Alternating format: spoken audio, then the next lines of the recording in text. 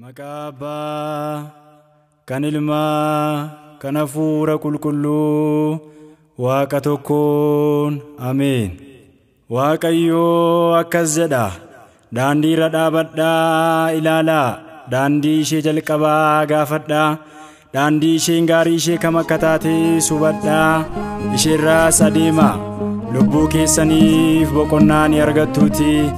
Raajii Ermiyaas boqonnaa 6 lakkoofsa 16.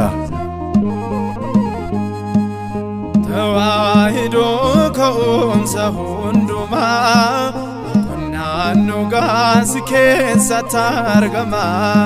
Dhiigasaa qulqulluun kan hundeeffamte saba Waaqayyoo gaddeessa taate. Tawaahido ka'umsa hundumaa naannoo gaasi keessatti argama.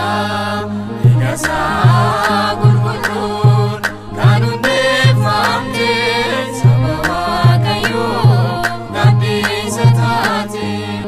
Tawaahido ka'umsa hundumaa naannoo gaasi keessatti argama.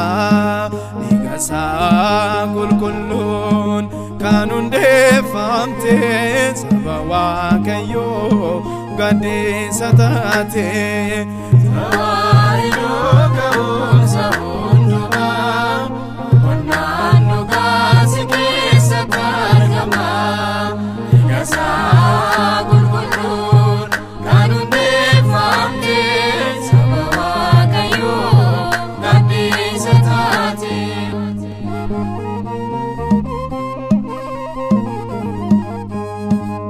Tawaahido dhiigasaa qulqulluun, tawaahido Gooftaan si eebbisee, tawaahido eegumsa ergamootaan, tawaahido qulqulluu taasisee, Israa'elaa waa'ee kee haa dubbatu. Ergamaan Waaqayyoo siif kan dhaabatu. Israa'elaa waa'ee kee haa dubbatu. Ergamaan Waaqayyoo siif kan dhaabatu. Tawaahido ka'umsa hundumaa naannoo gaasi keessatti argama. Dhiigasaa qulqulluun kan hundeeffamte saba Waaqayyoo gaddeessa taate.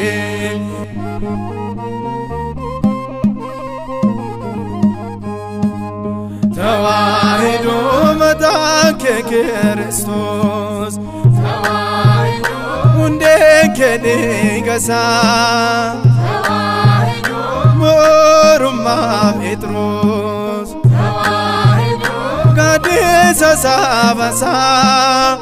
Israa'elaa waa'ee kee haa dubbatu. Ergamaan Waaqayyoo siif kan dhaabatu.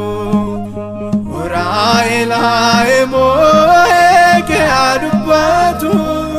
Ergamaan Waaqayyoo siif kan dhaabatu. Tawaahido ka'umsa hundumaa naannoo gaasi keessatti argama. Dhiigasaa qulqulluun kan hundeeffamte saba Waaqayyoo gaddeessa taate.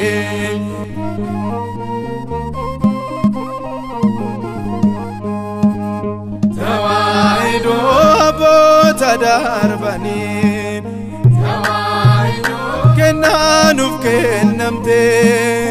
Tawaahido cimseen eeggannaa, tawaahido nus akka dhaabutee. Israa'elaa waa'ee kee haa dubbatu. Ergamaan Waaqayyoo siif kan dhaabatu. Israa'elaa waa'ee kee haa dubbatu. Ergamaan Waaqayyoo siif kan dhaabatu. Tawaahido ka'umsa hundumaa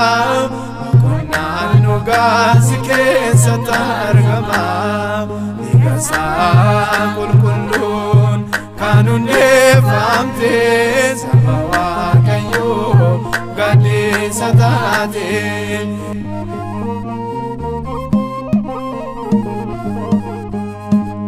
Tawaahido gonkumaa singanu Tawaahido warqee fi meetiidhaan Tawaahido mirgee konaa ganu Tawaahido sidaa gannaananee Uraa'elaa moo'ee kee dubbatu ergamaan Waaqayyoon siif kan dhaabatu Uraa'elaa moo'ee kee dubbatu ergamaan Waaqayyoon siif kan dhaabatu Tawaahidoo ka'umsa hundumaa naannu gaasi keessatti argama Dhiigasaa qulqulluun kan hundeeffamte saba Waaqayyoo gadhiisa taate Tawaahidoo ka'umsa hundumaa naannu gaasi keessatti argama Dhiigasaa qulqulluun kan hundeeffamte saba Waaqayyoo gadhiisa taate